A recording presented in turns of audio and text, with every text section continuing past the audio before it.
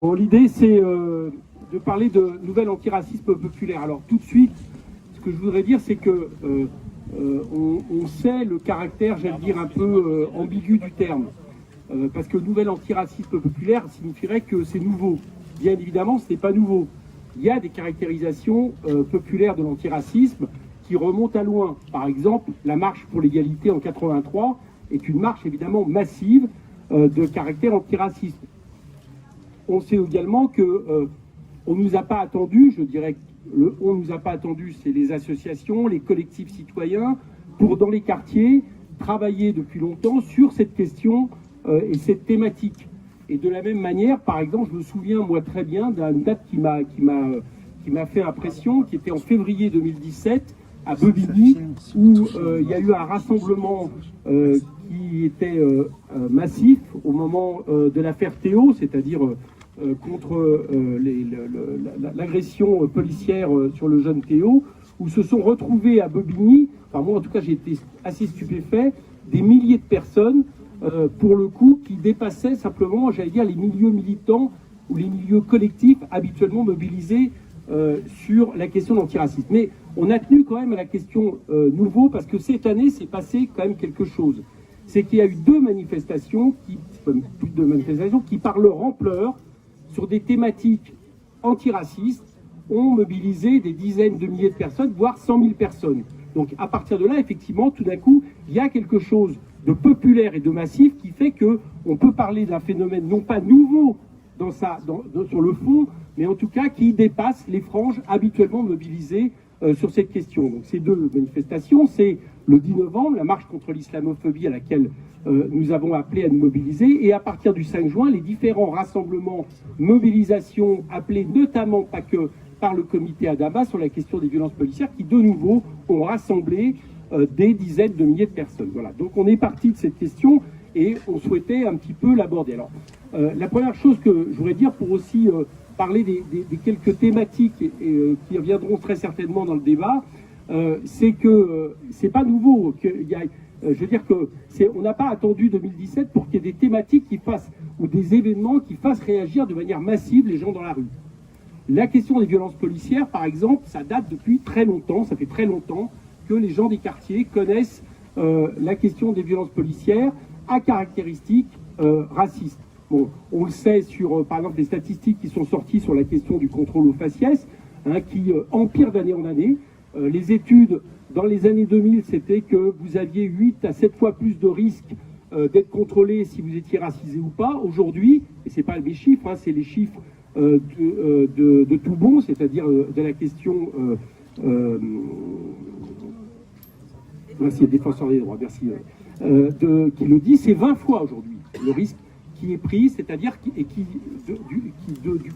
découle lui-même, Jacques Toubon, qu'il en arrive à parler de discrimination systémique dans la police, notamment en fonction justement de ces contrôles au faciès. Bon, la question des violences policières continue à se développer, mais elle n'est pas nouvelle. Par contre, je crois que qu'est-ce qui est nouveau et qui fait que la société l'appréhende cette fois-ci de manière plus massive, c'est que depuis les Gilets jaunes, depuis, j'allais dire, la montée de l'autoritarisme pour imposer un système libéral, austéritaire, etc., à des franges de la population qui d'habitude n'avaient pas eu à le vivre, eh bien, tout d'un coup, ça devient une réalité plus évidente aux yeux de tout le monde, qui fait qu'effectivement, des jeunes des quartiers qui dénoncent les violences policières trouvent des échos dans une partie de la population qu'ils ne trouvaient pas jusqu'alors, parce que cette partie de la population ne subissait pas les tirs de flashball, ne subissait pas les violences qu'on a connues.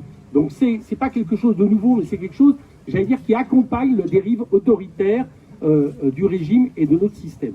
La deuxième chose aussi, c'est qu'il y a des thèmes qui grattent dans cette question et qu'on va aborder. Par exemple, un thème, je le jette comme ça, l'intersectionnalité. Pour moi, l'intersexualité, j'allais dire que c'est devenu quelque chose d'évident et totalement évident. Pourquoi? Parce que déterminer qu'il y a des populations qui, du fait de subir plusieurs discriminations, eh bien, sont à l'intersection de plusieurs discriminations est quelque chose d'évident. Et c'est pas quelque chose de nouveau, là non plus.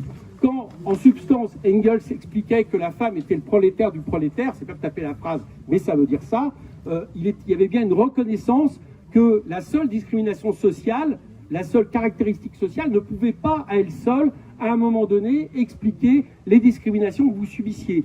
Et le problème, c'est que si on les nie, évidemment, un mouvement d'émancipation comme le nôtre ne peut pas y faire face. Si nous nions au nom, j'allais dire, de l'idée de faire peuple, au nom de l'idée de ramener à la question sociale, la seule question de discrimination, eh bien, nous ne serons pas capables, j'allais dire, d'être aussi la force qui appuie et qui est reconnue comme pouvant appuyer toutes les mobilisations contre les différentes formes de discrimination. Surtout qu'en plus de ça, elle renvoie souvent à la question sociale.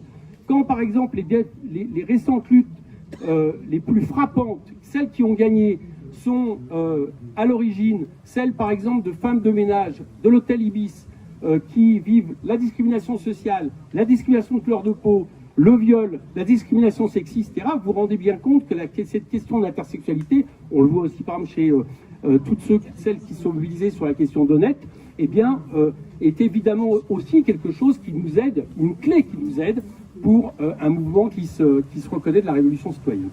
Autre thème que je lancerai rapidement, on y reviendra, c'est le fait qu'on se retrouve un peu confronté, moi je pense par exemple à Marianne, une de Marianne il y a peu de temps, à des secteurs qui ne sont pas forcément les secteurs, j'allais dire, forcément racistes et avoués en tant que tels, qui ont quand même des choses un peu paradoxales. Par exemple, une de Marianne qui était les obsédés de la race. Et on s'apercevait qu'en réalité, au nom du fait que la question de la race n'est scientifiquement plus reconnue, et c'est vrai, et c'est tant mieux, on en venait à nier à ceux qui étaient victimes du racisme le fait de pouvoir le dire et de pouvoir le combattre, parce que là aussi, justement, ils renvoyaient à l'idée d'une société qui ne correspondait pas tout à fait à l'universalisme à laquelle, pour ma part, j'aspire, à laquelle beaucoup d'entre nous aspirons, mais qui, tant qu'il est théorique, eh bien, ne peut pas, justement, nier la question du racisme concret. Autre exemple, et je terminerai là, c'est le fait aussi de pouvoir dire et de pouvoir assumer que le racisme n'est pas la xénophobie. La xénophobie, c'est la peur des autres. C'est à un moment donné le fait d'être confronté, j'allais dire, à la peur d'une autre communauté, d'une autre type de personne. Le racisme a des fondements sociaux caractéristiques.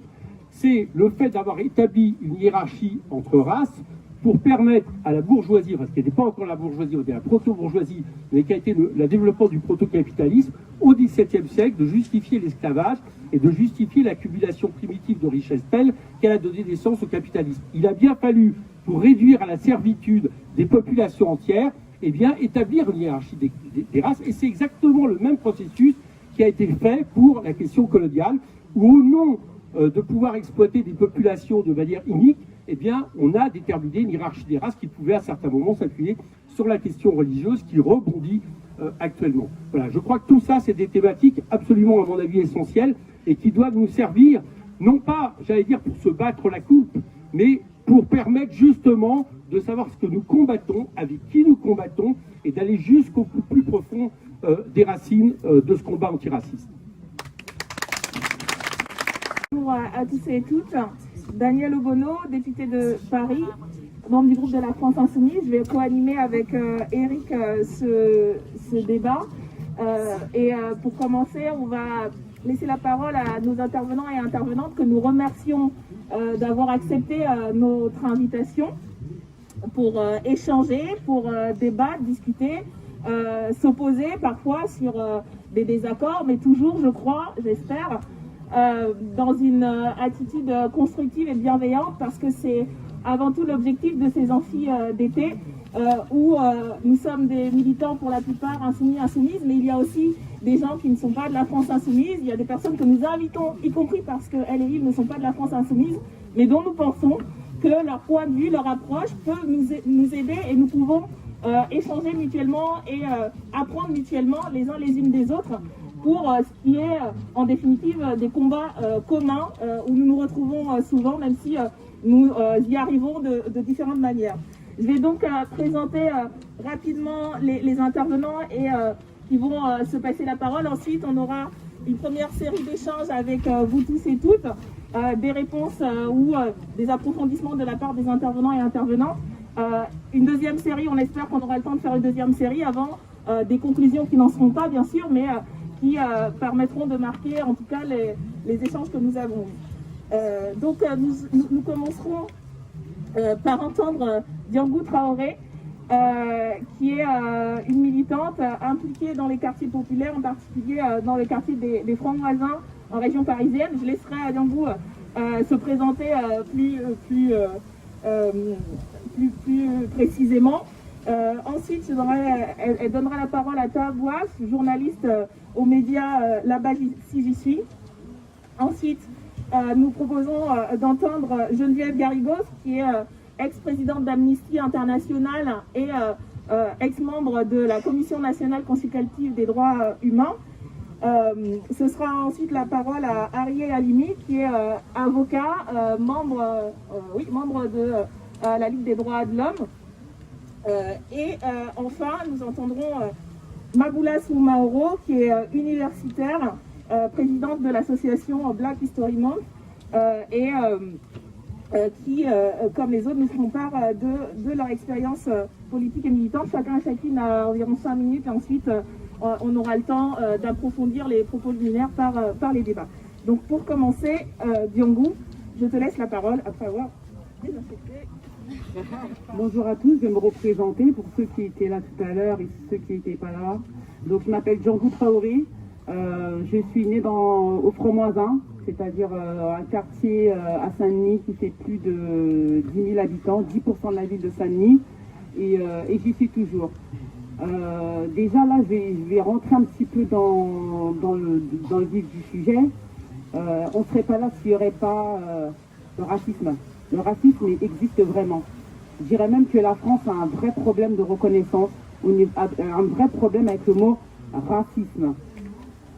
On ne ferait pas l'antiracisme s'il n'y en aurait pas, en fait. C'est simple. C'est simple. Hier, je faisais les colis alimentaires. J'étais avec des jeunes ados. Je parlais de ça avec Manon dans la voiture. Et à l'antenne jeunesse des Francs-Moisins, je faisais mes colis alimentaires et puis je leur ai dit tout simplement qu'est-ce que vous pensez de l'antiracisme. Ces petits ados m'ont répondu de l'antiracisme, mais en gros j'étais perdue. L'antiracisme, ça veut dire quoi? Ça veut dire qu'on lutte contre le racisme. J'ai dit oui. Et puis j'ai dit qu'est-ce que vous pensez aussi de SOS racisme, touche pas à mon pote. Quand j'ai dit touche pas à mon pote, ma fille de 17 ans me répond qui touche pas à qui? Qui est qui dans cette affaire? Déjà rien que le slogan touche pas à mon pote, les enfants qui sont nés en 2000, ils se posent des questions. Qu'est-ce que c'est ce slogan? Donc moi qui est né en 80, j'ai gobé ce slogan. Mais ma fille qui est née en 2000, elle se pose des questions. Ça veut dire quoi? Touche pas à mon pote. Qui l'a écrit? Qui touche pas? Qui est qui? Des questions, on s'en pose énormément. L'association Francs-Moisins Citoyens, dont je suis fondateur, nous on a invité un jour, il n'y a pas longtemps, Assa Traoré. On s'est dit on va l'inviter en plein milieu du quartier. On va faire un débat citoyen.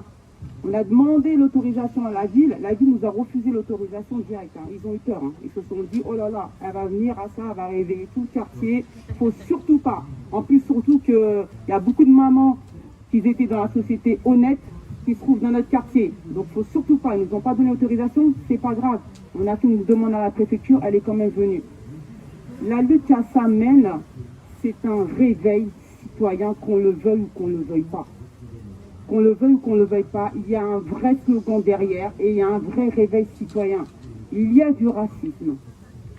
À ça ce qu'elle fait, les débats qu'elle fait, c'est des luttes anti-racisme. Même le débat citoyen que j'ai fait, le débat réveil citoyen que j'ai fait en plein milieu du quartier est une sorte de lutte anti-racisme. On lutte pour les classes populaires, on lutte pour les classes sociales. C'est important que les gens comprennent qu'il y a un vrai problème, qu'on a chacun une identité. Cette identité-là, il faut l'accepter. Il ne faut pas qu'elle soit reniée. Et maintenant, il y a une autre forme de racisme qui apparaît, qui est encore plus violent, c'est dans les réseaux sociaux.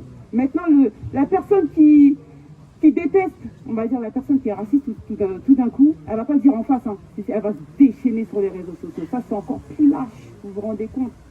Les gens ils se lâchent sur les réseaux sociaux gratuitement. On perd notre confiance en soi. Tout ça à cause de quoi? Du racisme. Le mot racisme même vient de loin, vient de très très loin. Même quand on remonte le temps de l'esclavage, quand on remonte loin, les catégories de classe, comme disait Monsieur Cotrel, comme disait Monsieur Cotrel, il y a une catégorie de classe. Il faut qu'à un moment donné, il faut que tout ça, ça cesse, quoi. On est tous des humains. Il faut une égalité pour la population, l'égalité, fraternité. Il faut une république, il faut que tout le monde soit uni, en fait. Donc il faut lutter, toujours lutter et faire, je pense, une auto-organisation pour lutter contre tout ce qui est l'antiracisme. Et lutter contre le racisme, tout simplement.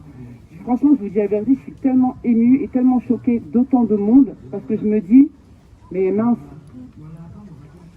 pourquoi on lutte contre l'antiracisme? Ça ne devrait pas exister. Le racisme ne devrait pas exister.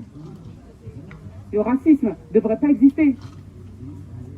Et on se retrouve tous là en train de parler de l'antiracisme. Vous vous rendez compte? On est en 2020. Et en 2020, des jeunes de 16 ans posent la question. Des slogans, ça veut dire quoi? Je comprends pas. Des gens qui vont sur Paris, ils se font... Les violences policières, tout le monde se fait... Les violences policières ont été découvertes au niveau des gilets jaunes. Les gilets jaunes, tout le monde a découvert ce que c'était les flashballs. Alors que nous, on l'avait découvert déjà dans les années 80. Même avant l'existence, ils ont testé déjà dans les quartiers populaires. Vous vous rendez compte? Rien à dire. Hein.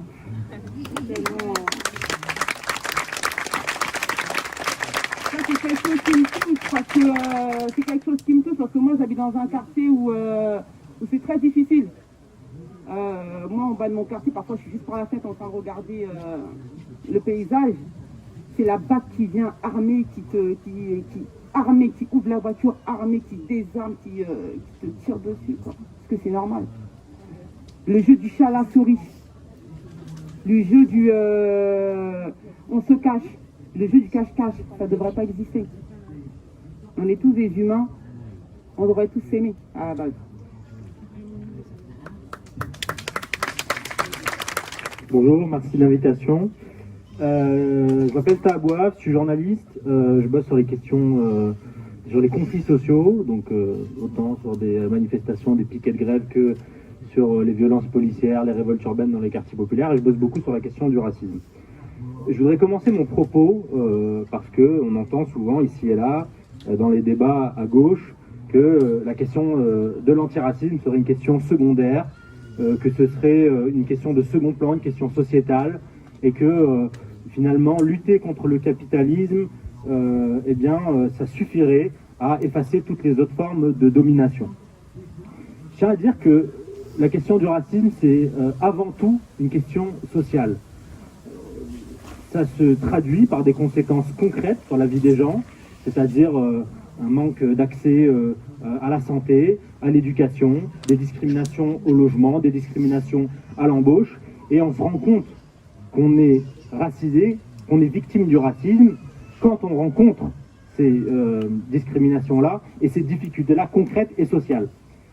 Moi, je me suis rendu compte que le racisme existait pas dans les grandes théories et dans les grands bouquins, mais concrètement, dans ma vie, quand on m'a dit, à un moment donné, quand j'avais 16 ans, eh ben, toi, tu vas aller en bac pro électrotechnique et tu vas faire électricien, alors que je voulais pas faire électricien. Et on m'a dit, bah si, tu vas aller en bac pro électrotechnique, et je me suis retrouvé dans une classe avec 30 gamins de mon quartier.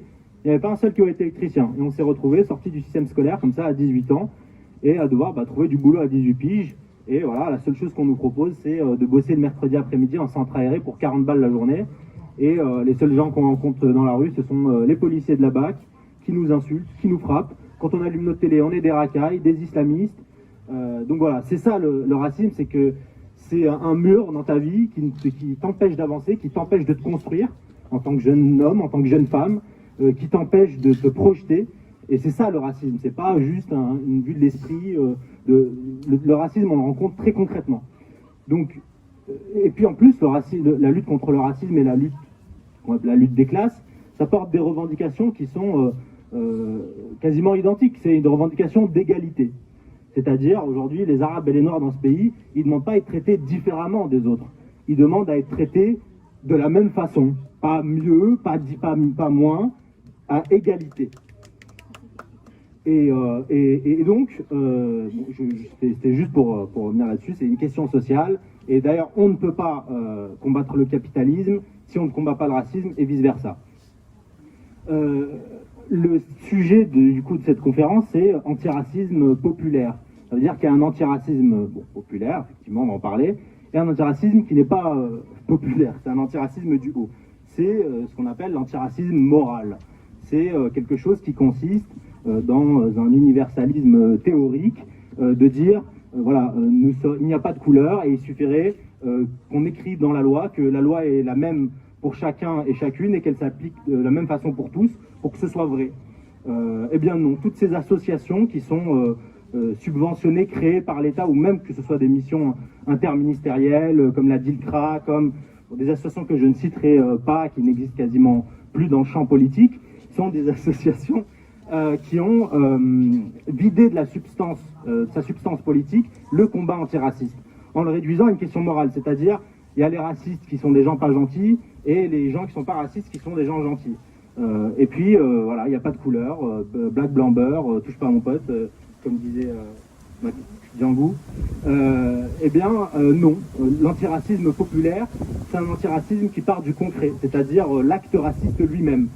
Et cet antiracisme-là, effectivement, il existe depuis les années 50-60, depuis qu'il y a eu cette émergence du racisme envers les grandes immigrations d'Afrique du Nord et d'Afrique subsaharienne, et qui a été récupéré notamment vers les années 80 par voilà, SOS Racisme, la politique des grands frères, le clientélisme, etc., qui ont vidé de la substance politique les revendications d'organisations politiques comme le mouvement de l'immigration et des banlieues, comme le mouvement des travailleurs arabes, comme des organisations voilà, qui portaient des revendications très concrètes sur la double peine, sur le vote des étrangers, sur l'accès à la santé, sur l'accès au travail.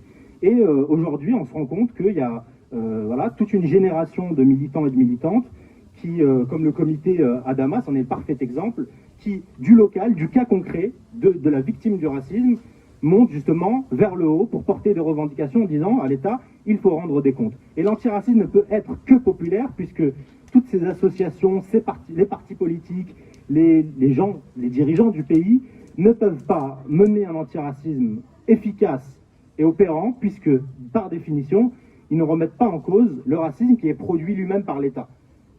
Le racisme qui est produit par l'État, c'est la présence policière, c'est le manque de moyens dans les services publics, dans les quartiers populaires, et ça vient de quelque part. Ça c'est pas créé ex nihilo, ça vient des colonies.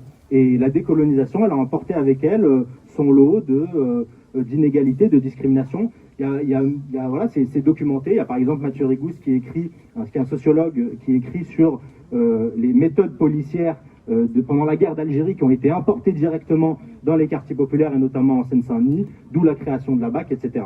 Donc on ne peut pas avoir un antiracisme efficace, qui marche, qui fonctionne, il doit obligatoirement partir du bas pour aller vers le haut, pour interpeller l'État, puisque c'est l'État qui doit prendre ses responsabilités et prendre des mesures concrètes contre le racisme, puisque c'est une question avant tout sociale. Voilà.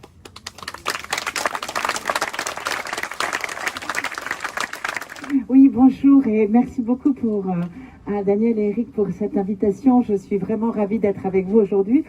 Et je dois dire que la première question que je me suis posée quand Daniel m'a invitée, je me suis dit que vais-je faire moi, Blanche, finalement, dans ce débat? Parce que la question, c'est... Je me posais la question par rapport à moi, pas par rapport à Eric.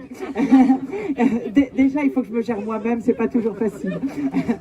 Et la question, et si je pose la question, effectivement, c'est vrai que si on retombe sur Marianne et les organisations dont on a parlé ici, ils ne se posent pas la question dans ces termes-là. Comme le disait Daniel, moi j'ai été présidente d'Amnesty International, j'ai travaillé sur les questions de racisme et discrimination dans le monde entier, et notamment en Amérique latine, aux États-Unis. Donc j'ai suivi toute la montée du mouvement aussi Black Lives Matter, etc. J'ai été membre de la CNCDH, donc la Commission nationale consultative des droits de l'homme, qui chaque année sort le rapport sur le racisme en France.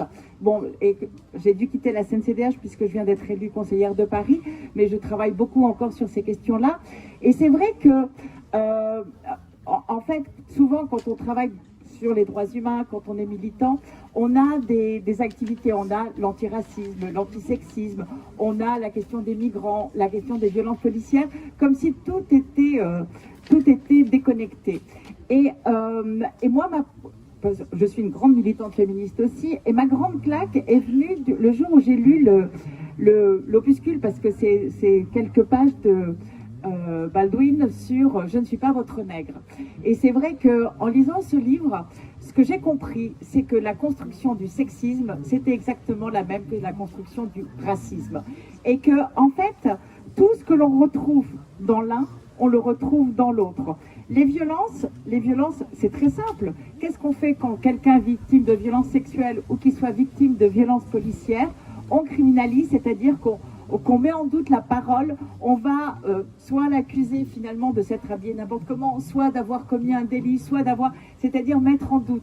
Mais tout, vous prenez tout le déroulé, c'est exactement le même. Et ça va jusqu'au nombre d'agressions, au nombre de violences, au nombre de violations, au nombre d'assassinats et en bout de chaîne, le nombre de dossiers qui vont réellement aboutir à la justice et le nombre de condamnations. Et on retrouve à chaque fois, c'est les mêmes choses.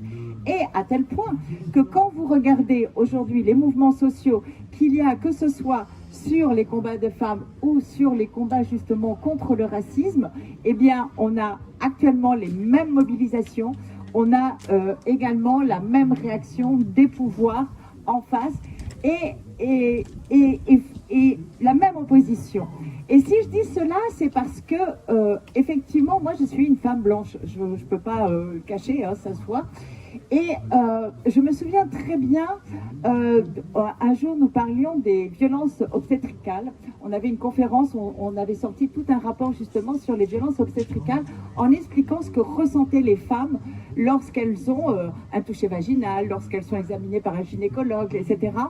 Et là, au bout d'un moment, il y a un gynécologue qui se lève dans la salle et qui dit « Mais vous vous rendez compte, vous êtes en train de nous traiter de violeurs, vous vous rendez compte combien c'est violent pour nous ?»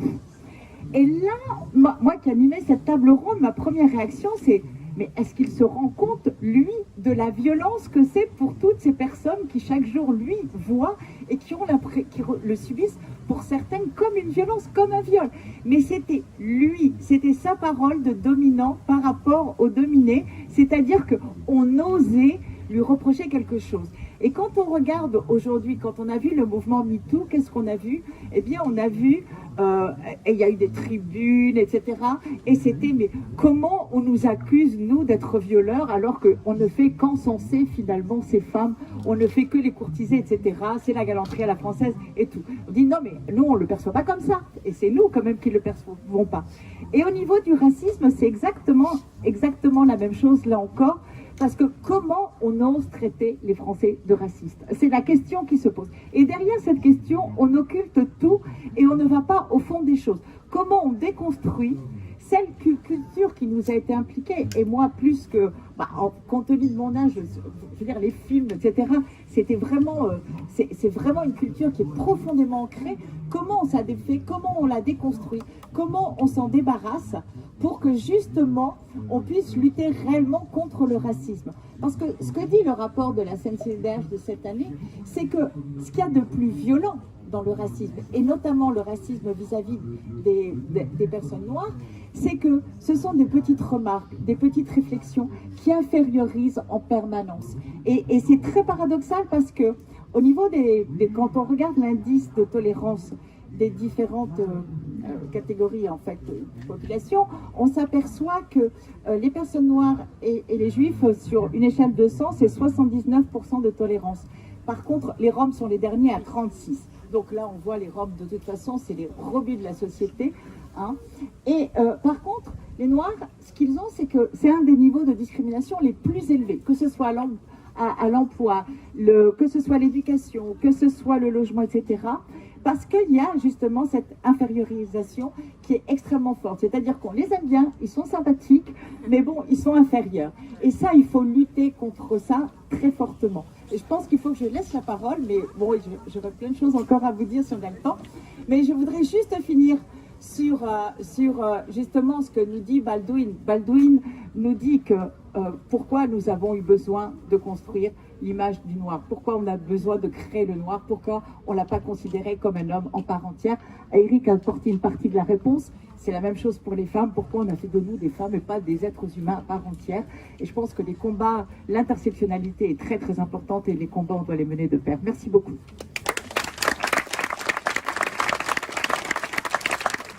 Merci bien. Ariel Halimi, je suis avocat au barreau de Paris et militant également, notamment contre le racisme, mais également contre les violences policières. Et je devrais dire que c'est un petit peu à cause des violences policières que j'ai découvert qu'il y avait du racisme qui n'était pas qu'inter-individuel, qui n'était pas contre des personnes, qui n'était pas que théorique, qui n'était pas que dans les discours, que ça n'était pas qu'une vue de l'esprit, mais qu'il pouvait y avoir un racisme qui venait du haut, c'est-à-dire un racisme institutionnel.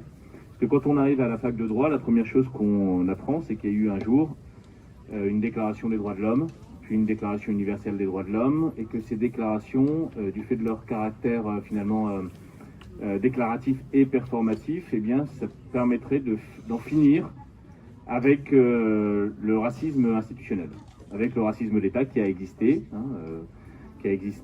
pendant la Seconde Guerre mondiale, qui a existé en Afrique du Sud, qui existe encore dans certains pays.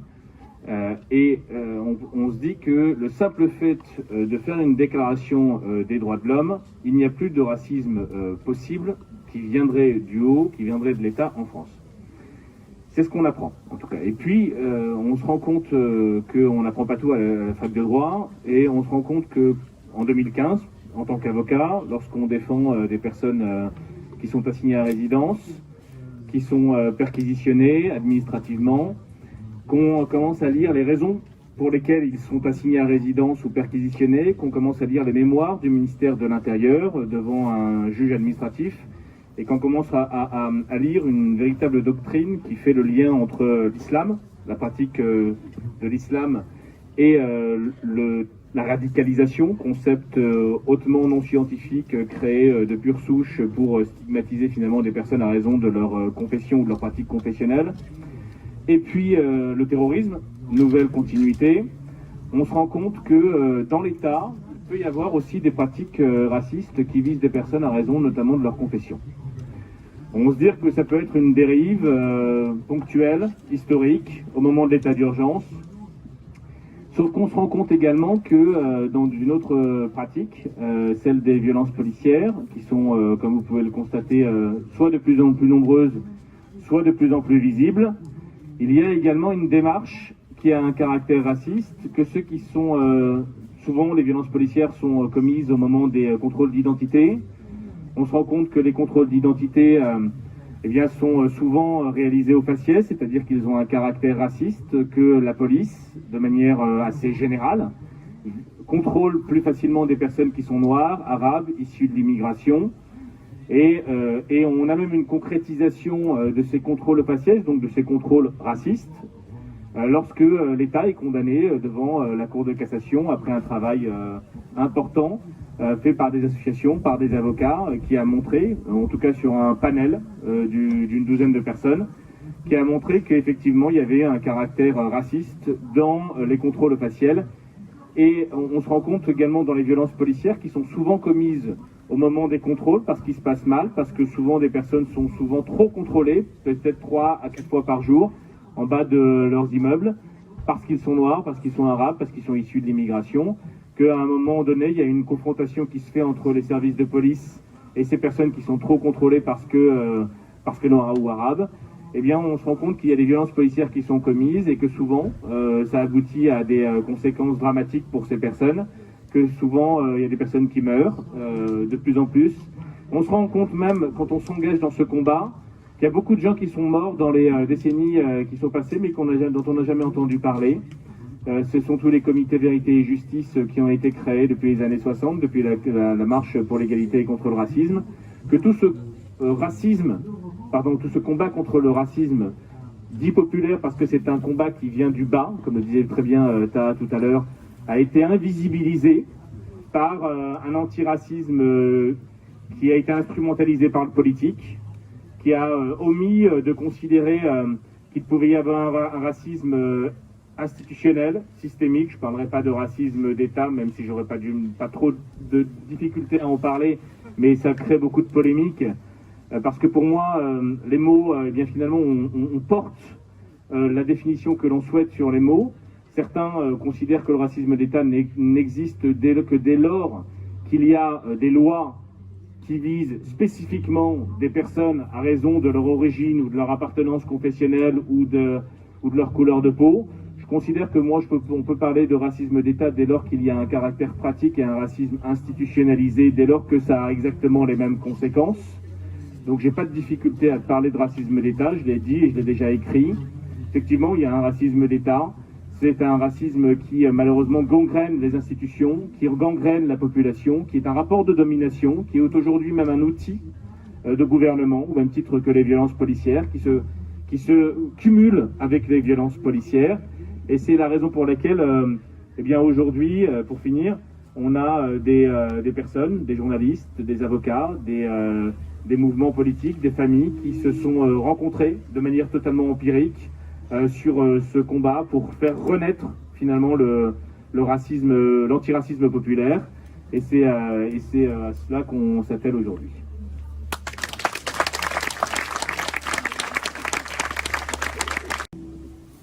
Bonjour. Bonjour. Je suis très capricieuse.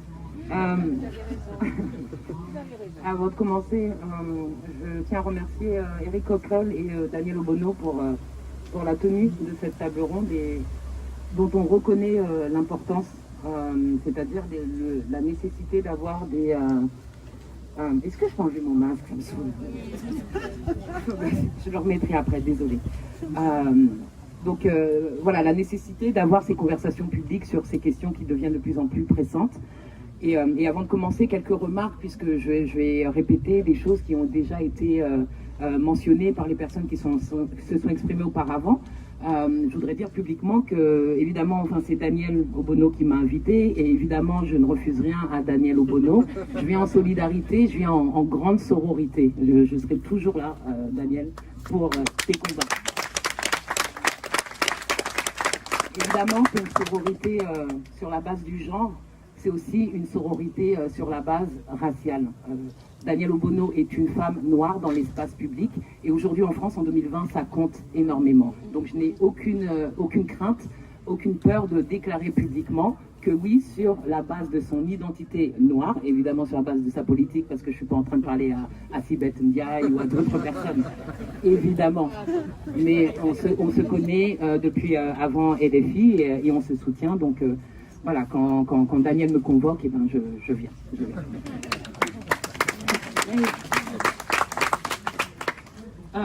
Donc, quelques points par rapport à ce qui a été dit tout à l'heure. J'ai envie de commencer par ce qui est apparu comme une sorte de résurgence ou un renouveau des mobilisations antiracistes en France hexagonale. Et j'insiste sur le terme hexagonal, puisqu'il faut qu'on se souvienne que la France ne se limite pas à l'hexagone.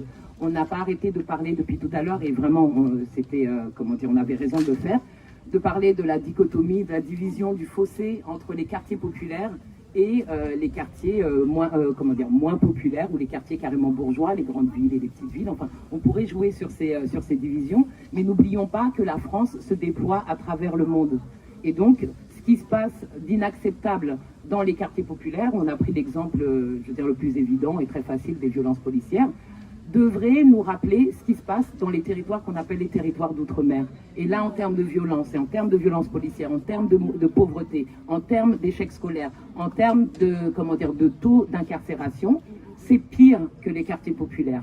Et l'une des caractéristiques de ces territoires qu'on appelle les territoires d'outre-mer, c'est justement ce qui nous renvoie à l'histoire coloniale qui implique et qui inclut l'histoire esclavagiste de la France. C'est là la fabrication de la race. C'est là la fabrication de la race. Donc évidemment aujourd'hui, il y a des territoires qui sont devenus indépendants, d'une certaine façon, en tout cas qui ne font plus partie du giron de la France, mais dans d'autres territoires qui sont devenus des départements depuis au moins 1946, je parle de la Réunion, de la Guadeloupe, de la Martinique et de la Guyane, on parle de territoires qui ont en leur sein une grande proportion de, on va dire, de personnes non blanches, qui sont venus en France hexagonale à partir des années 60, notamment par une politique d'État gérée par un organisme qui s'appelait le Bumidum, et qui ne sont absolument pas des étrangers. D'accord? Donc s'ils ne sont pas des étrangers, qu'ils ne sont pas blancs, et en majorité ils sont noirs, avec plein d'identités créolisées, mais là on n'a pas le temps de rentrer dans la technique, si ces personnes qui sont venues de ces territoires qu'on appelle d'outre-mer depuis les années 60, qui sont citoyens français depuis 1848, c'est-à-dire la date de la deuxième abolition de l'esclavage en France, si ces personnes sont des Français, pourquoi ces Français peuvent être victimes de racisme et de discrimination? C'est ça la question. Et en ça, ce qui a été dit tout à l'heure en introduction par Éric Coquerel prend tout son sens. La xénophobie, c'est pas le racisme.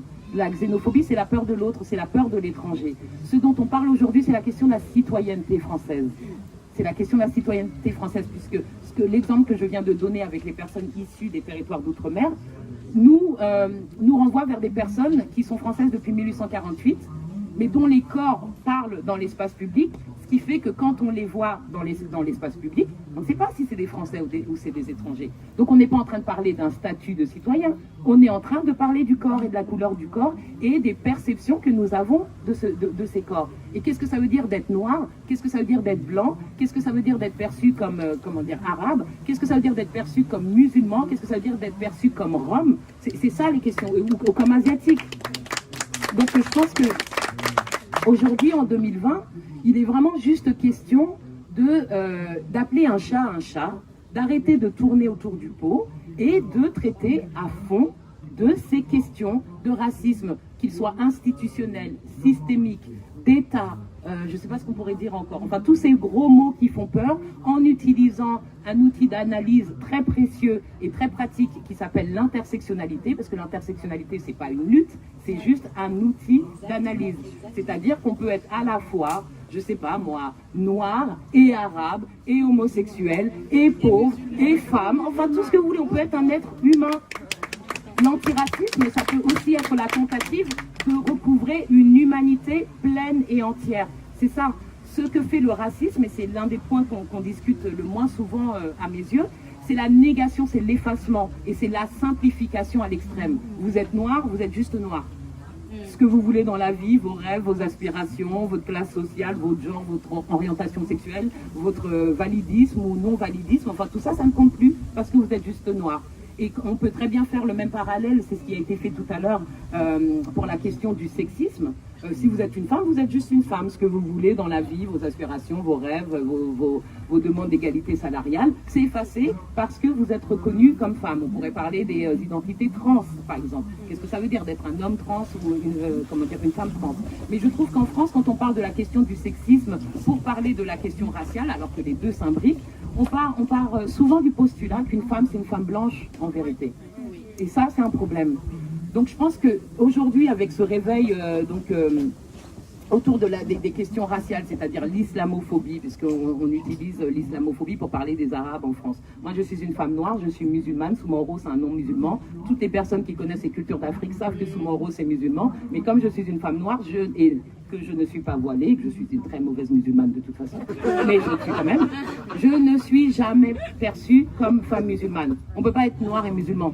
Donc en vérité, quand on parle d'islam dans l'espace public, on parle des Arabes, et ceux qu'on perçoit comme Arabes. On peut être arabe et non musulman aussi.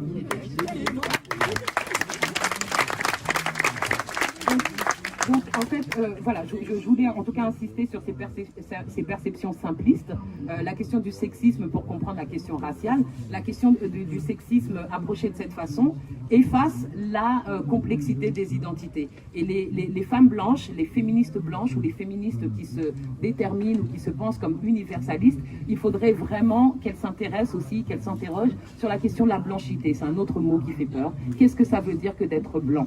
S'il y a des noirs, si on n'a pas peur de dire noir, même si on a peur, on dit black. En tout cas, on peut le dire. S'il y a des blacks, s'il y a des arabes, s'il y a des asiatiques, s'il y a des roms, il y a des blancs. Il y a des blancs, c'est tout.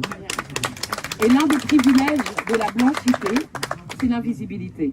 C'est ça, le privilège le plus grand. Et c'est des choses, je sais que parfois, elles peuvent être difficiles à appréhender. Il y a énormément de recherches et de littérature sur la question, mais le privilège le plus grand, c'est celui de représenter la norme, de ne pas avoir à se penser, de ne pas avoir à se définir, de ne pas avoir à se reconnaître. Et ça, c'est un confort. Le confort, c'est pas seulement oh, je gagne plus d'argent. Non, je ne gagne pas plus d'argent parce que je suis blanc, ou non, je vis dans des quartiers populaires. C'est pas ça la question. Donc, je pense que ce qui m'intéresse en venant ici, en ayant répondu à cette invitation, c'est vraiment de pouvoir converser ensemble, de pouvoir réfléchir et surtout d'accepter pour les personnes qui sont le moins directement concernées, c'est-à-dire que même si ces personnes sont concernées puisqu'elles bénéficient indirectement d'un système, qu'elles le veuillent ou non, elles en bénéficient. S'il y a le racisme, comment dire, il est subi, il est aussi perpétré. Donc il faut se demander qui est à l'origine et quelles sont les actions qui sont faites et qui mènent à des mécanismes racistes. Donc ce qui m'intéresse aujourd'hui, c'est d'explorer la volonté pour donc la France insoumise aujourd'hui, pour la gauche en général, mais moi je trouve que c'est son seul salut si elle veut s'en sortir. Il va falloir s'interroger sur la notion de confort. Et il va falloir vraiment, pour les personnes qui sont le plus à l'aise dans cette société, il va falloir interroger ce confort et le prix de ce confort. Et seulement une fois qu'on se sera profondément interrogé sur ce confort à tout prix qui bénéficie à certains et qui coûte à d'autres, ben là on pourra vraiment avancer et avancer dans l'égalité. Si on n'avance pas à pas, c'est-à-dire segment par segment, section par section, catégorie par catégorie, il y aura toujours quelqu'un qui aura un problème. Et s'il y a quelqu'un ou un groupe, une communauté qui a un problème, la France aura un problème. Puisque ce qu'a fait Assa Traoré, puisque c'est d'elle dont on a parlé récemment au mois de juin, même si on se souvient, évidemment on peut remonter à la date de 1983 et cette marche contre le racisme et pour l'égalité qu'on a renommée la marche des beurs, vous vous rendez compte? On l'a renommée la marche des beurs. Des personnes issues de l'immigration, on se demande combien de temps dure cette immigration. Peut-on être immigré sur 2 générations? Non, les parents sont venus, les personnes qui sont nées ici ou qui sont venues ici très jeunes ne sont plus des immigrés. Donc on va parler des 2e génération, 3e génération, 4e génération, 5e, jusqu'à quand? Et en fait, quand on parle d'immigration, en vérité, on parle de race. On n'est pas en train de parler, on n'est plus en train de parler de l'immigration portugaise en France. C'est pas de ça dont on parle, qui est la communauté la plus importante en termes d'immigration en France. Donc, quand on parle d'immigration, quand on parle de religion, et en l'occurrence l'islam, c'est comme ça qu'on parle de race, toujours en faisant un pas de côté en France, en ne disant pas les choses correctement. Donc, si on pense à la marche de 1983, cette première marche antiraciste en France hexagonale, et qu'on peut remonter à tous les collectifs qui ont été nommés par l'avocat, excusez-moi, j'ai oublié, Arié, pardon, tous les collectifs qui se sont mobilisés autour de la question des violences policières, urgence, notre police assassine, Vie volée de Ramata Dieng, collectif Aliziri, enfin on en a plein. En tout cas, ce qu'a fait, comment dire, Assa Traoré en juin 2020, c'est qu'elle a enterré SOS Racisme, c'est tout. Elle a enterré SOS Racisme. C'est-à-dire qu'aujourd'hui, juste pour finir, aujourd'hui c'est elle qui arrive à mobiliser les gens et c'est elle qui arrive à attirer autant de personnes dans l'espace public pour parler et débattre de ces questions. Voilà. Donc Assa Traoré, Ramata Dieng, Amal Bentounsi et tant d'autres parlent pour eux-mêmes. Et on n'est plus dans « touche pas à mon pote ». Il n'y a pas de quelqu'un qui est gentil et qui a un problème et qui a un pote. Donc ça veut dire que s'il n'est pas gentil, il n'a pas de pote, donc il aura des problèmes. Voilà. Maintenant, elles parlent pour elles-mêmes. Les personnes parlent pour elles-mêmes et c'est bienvenu. Et il était grand temps. Excusez-moi.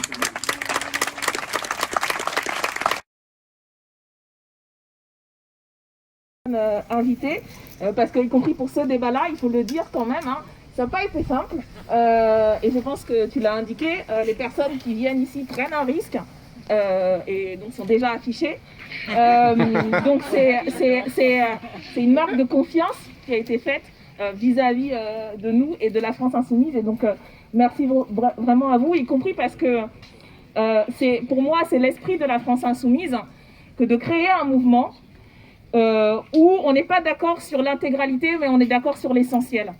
Et c'est cet essentiel qui fait la force de notre mouvement. On n'est pas d'accord sur l'intégralité, sur la virgule près, parce qu'y compris, on vient de traditions, de sensibilités, on a des trajectoires différentes, militantes ou non.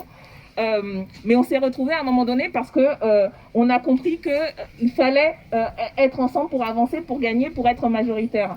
Et en faisant ça, en faisant ce chemin, il y a besoin, y compris d'avoir des débats difficiles, pas de notre plein gré, y compris parce qu'on a eu des débats ces dernières années qui ont été imposés de l'extérieur, par la mobilisation sociale, par les luttes.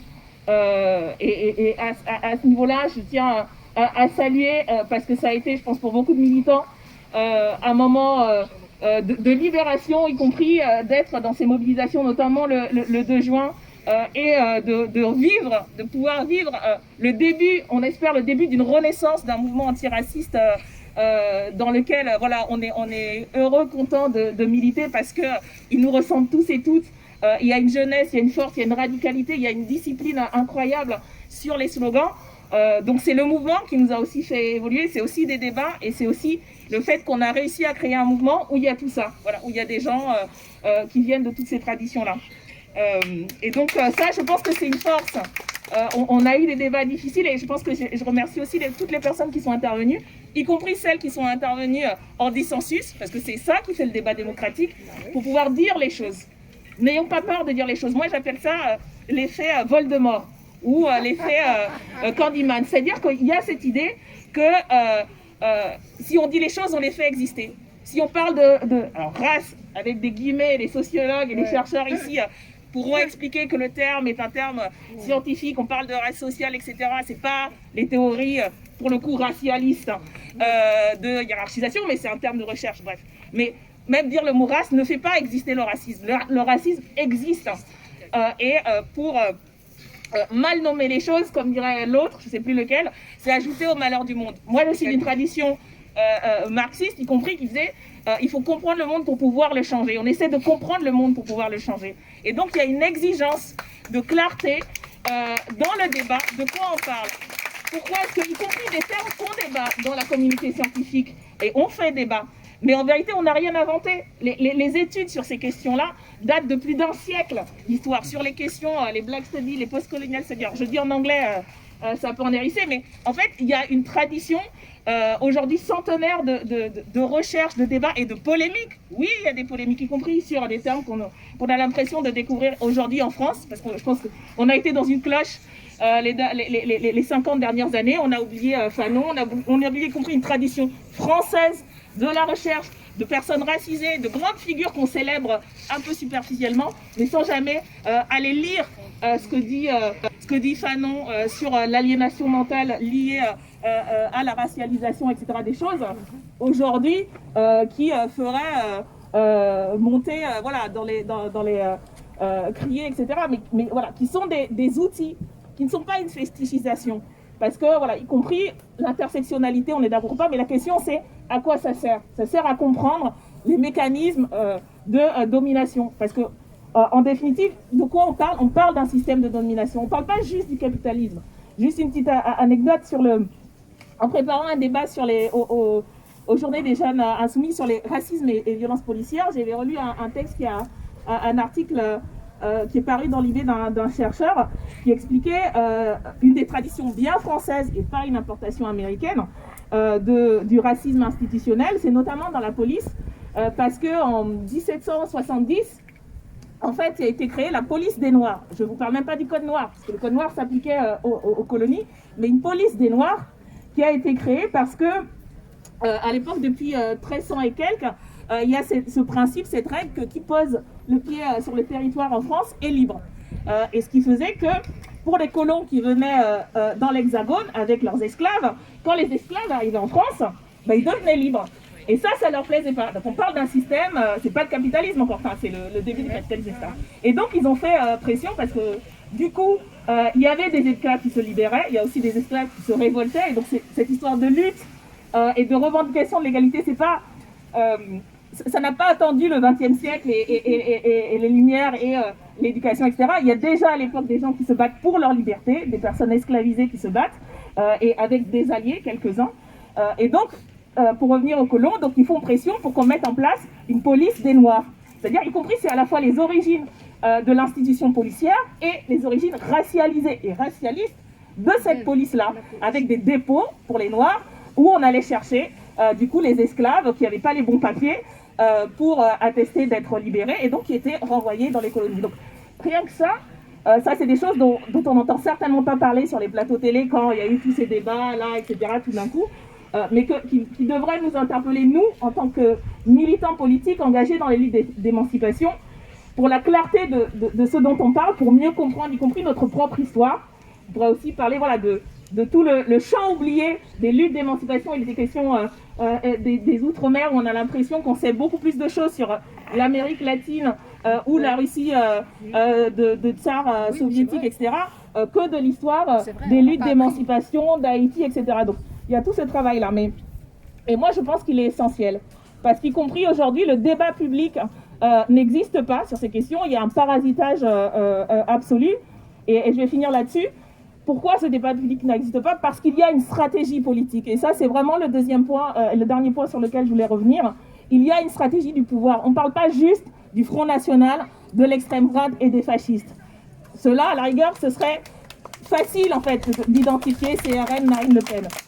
Mais pourquoi on ne parle pas que d'eux? Parce qu'en fait, ils ont gagné une partie de la bataille.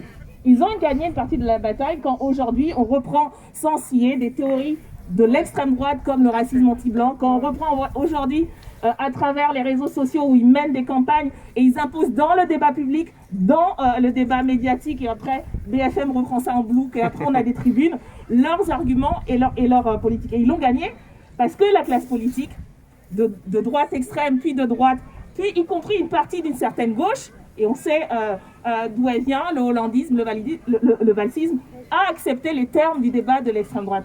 Et aujourd'hui, on a un pouvoir qui a clairement dit que sa stratégie, c'était de mettre au centre du débat politique ces thèmes-là pour diviser, pour stigmatiser et pour désunir justement ceux qui ont objectivement intérêt à être ensemble. Et je pense qu'en définitive, pourquoi il y a besoin de dire les choses? Pourquoi il y a besoin d'appeler Voldemort, Voldemort? Parce que c'est un outil de la bataille. Et le dernier point, c'est vraiment, on est un mouvement qui est tourné vers l'action. Tout ça, ça sert à quoi? Pas simplement à se sentir bien entre nous, à mener la bataille pour l'hégémonie politique, pour être majoritaire politique. Et c'est le dernier point, pour vous rappeler que tout ça doit nous donner des outils d'analyse. On ne sera pas d'accord sur tout en sortant de là, mais on doit être d'accord sur un point, c'est d'être présent aux côtés de celles et ceux qui luttent, d'être présent aux côtés des collectifs comme ce que fait Diangou dans les Francs-Moisins, d'être présent aux côtés de ce que font les initiateurs et initiatrices de la manif du 10 novembre. Je crois qu'il y a des initiatives qui vont être prévues cet automne, d'être présent aux côtés de tous les collectifs qui luttent contre les violences policières. C'est comme ça qu'on clarifiera les choses, c'est comme ça qu'on gagnera des batailles concrètes, c'est comme ça qu'on aidera, y compris les salariés en lutte, donc notamment les salariés de l'Ibis Batignolles qui sont présents aujourd'hui ici. Les applaudir, c'est très bien. Il faut les applaudir, c'est un travail extraordinaire. Les applaudir, c'est comme pour les soignants, les applaudir c'est bien, les soutenir c'est mieux, y compris financièrement. Il y a une boîte de collecte, faites passer, ils ont aussi sur internet une collecte internet. On n'a pas le temps du coup, mais on aura l'occasion de continuer avec ces débats. On affûte nos arguments, notre compréhension, y compris dans les équipes thématiques avec le travail qu'on essaie de faire justement collectivement. Mais encore une fois, tout ça, ça doit servir à notre objectif, je crois qu'il est commun à tous et toutes, d'être majoritaire et de faire vivre l'égalité des droits, les principes fondamentaux qui sont pour nous celles de l'émancipation collective et individuelle. Merci à tous et toutes.